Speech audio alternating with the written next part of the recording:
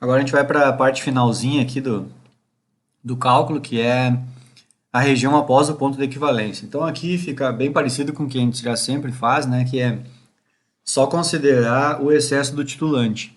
Então aqui eu sugeri uma adição de 10,1 ml, né, de titulante, e a gente vai fazer o cálculo então da diluição do reagente titulante, que no caso é a base forte. Então a concentração antes, concentração depois, volume depois. Aqui é a mesma lógica, né, pessoal? Ó, concentração do titulante era 0,1, o volume adicionado foi 10,1 ml, e aqui o que vocês têm que lembrar é isso, que tem que descontar o volume de titulante gasto para chegar no ponto de equivalência, que no caso foi 10 ml. Então esse excesso que a gente calcula aqui, na verdade não é o 10,1, não é o excesso. Na real aqui o excesso era só 0,1 ml, né? Que é 10,1 menos 10. E aí a concentração que vai ficar depois, e aí aqui é a diluição que ele sofreu, né? Porque lá no Erlenmeyer ele tinha 50 ml no início, e agora a gente jogou 10,1 ml dentro daquele Erlenmeyer lá. Faz o cálculo aqui, vai achar a concentração de OH-, aquele mesmo esquema, né? Nós estamos em busca de achar o pH. Depois que eu acho o OH-, eu venho aqui na constante de ionização da água e acho a concentração de H+. E aí depois faço menos log de H+, está aqui o valor de pH. Fácil, né? Estou indo mais rapidinho assim, porque é uma repetição de coisas, né?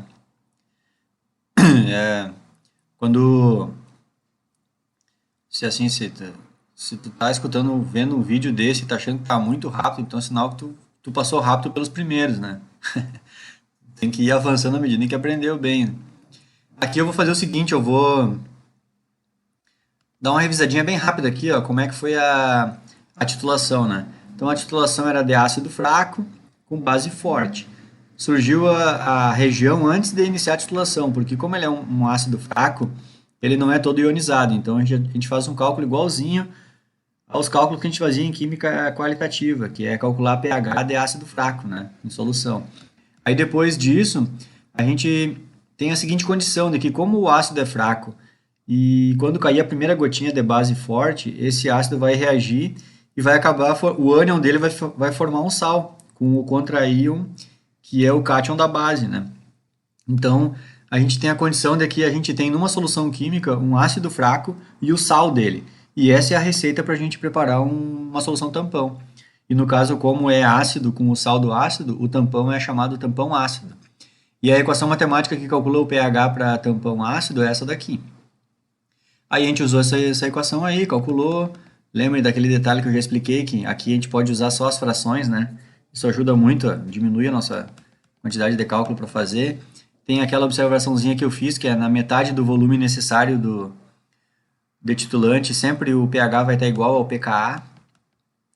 E aqui, depois a gente veio na região do ponto de equivalência, que tem uma coisa bem interessante, que ali a gente não vai ter mais o ácido protonado, e sim só o ácido desprotonado. Em outras palavras, eu não tenho mais o ácido, eu só tenho a base conjugada dele. Então a gente muda a nossa cabeça, a gente consegue imaginar que ali no Erlenmeyer agora tem na real uma base. E a gente começa a fazer os cálculos tudo pensando como uma base. É a base que reage com água, incorpora um H+ da água, escreve a constante básica, eu não sei as proporções, chamo de x, e assim vai. Gera uma equação segundo grau, e aí vai lá, a gente acha o x, nesse caso o x, quem eu chamei de x foi o OH-, e aí depois, achando o OH-, eu acho o H+, aí depois eu faço menos log dele, chega no pH.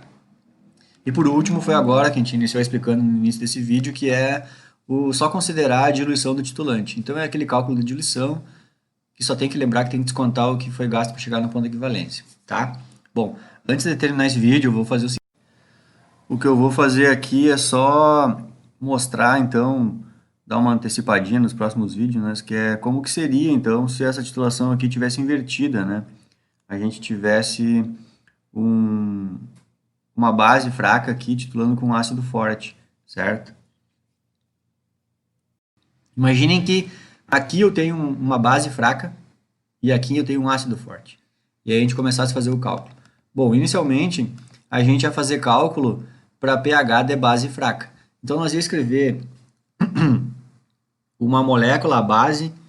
Normalmente a base a gente escreve aqui ou um B maiúsculo, que eu gosto de usar na aula, né?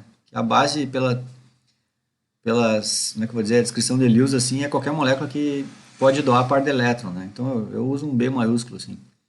Mas tudo bem, a gente vai escrever a base reagindo, né? E aí a base vai incorporar íons H+ nela. E beleza. E aí então a gente teria essa mesma lógica de chamar dx a base que incorporou um H+, e quando a base incorpora um íon H+, né, nela, ela deixa a água, vamos supor que seja água, ela deixa a água como OH-. Então, quando vocês fizerem essa lógica lá, um dos x que vocês chamaram, um dos x é a quantidade de OH-, e não de H+. Porque aqui tu não vai escrever HA, tu vai escrever, de modo genérico, eu escreveria um B. Aí o B que reage com água, ele fica o B ligado a um hidrogênio e a água fica OH-. Seria isso. Então, aqui ficaria o BH, né? No lugar desse aqui, BH, é a base que recebeu um H+ da água, e no lugar desse aqui seria um OH-. E aí eu chamaria os dois de x, e aí depois tu faz toda a conta, e tu vai ver que quem tu chamou de x é o OH-. Aí tu vai ter que fazer aquele esquema. Achou o OH-, vai na constante de ionização da água, acha o H+, e depois faz o menos log daquilo, aí vai dar o pH. Depois aqui vocês não usariam essa equação, porque essa equação aqui é para tampão ácido. E se lá no Erlenmeyer tivesse uma base fraca, vocês formariam um tampão básico, tá? Mas a equação é praticamente igual. O que muda é que a equação para tampão básico a gente acha o POH. Então a gente escreve POH igual PKB menos log, e aí aqui em vez de ser concentração do ácido, vai ser concentração da base, e aqui também é a concentração do sal, só isso. E aí a gente resolve do mesmo jeito, só que no final no final de tudo, tu acha o POH, lembram? POH. E aí, depois que tu acha o POH, aí vocês fazem pH mais POH igual 14. E aí tu acha o pH, tá? E depois disso, nessa etapa aqui do ponto de equivalência, se no início tivesse uma base, a gente até pode pensar, tipo, invertido aqui, ó. Se no início tivesse uma base, quando tivesse no ponto de equivalência, o que eu ia ter? Eu ia ter o ácido conjugado dela. Então eu ia iniciar todo esse cálculo aqui pensando num ácido. Seria o inverso disso que nós fizemos.